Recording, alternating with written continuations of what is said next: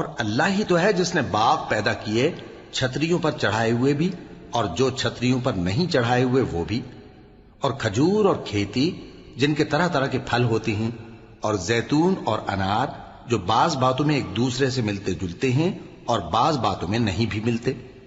جب یہ چیزیں پھلیں تو ان کے پھل کھاؤ، اور جس دن پھل توڑو اور کھیتی کاٹو تو اس کا حق بھی اس میں سے ادا کرو، اور بیجا نہ اڑانا کہ اللہ بیجا اڑانے والوں کو دوست نہیں رکھتا۔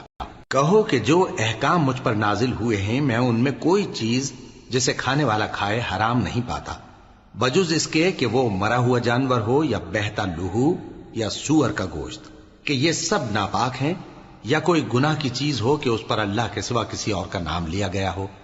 اور اگر کوئی مجبور ہو جائے لیکن نہ تو نافرمانی کرے اور نہ حد سے باہر نکل جائے تو تمہارا پروردگار بخشنے والا ہے، مہربان ہے۔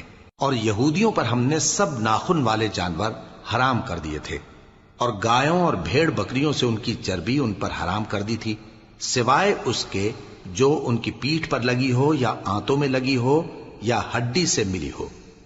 یہ سزا ہم نے ان کو ان کی شرارت کے سبب دی تھی، اور ہم یقیناً سچ کہنے والے ہیں۔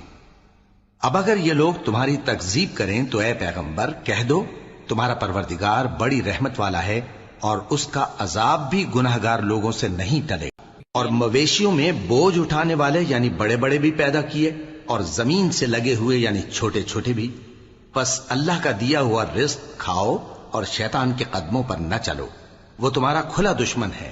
یہ بڑے چھوٹے مویشی 8 قسم کے ہیں، 2 بھیڑوں میں سے اور 2 بکریوں میں سے، یعنی ایک نر اور ایک مادہ۔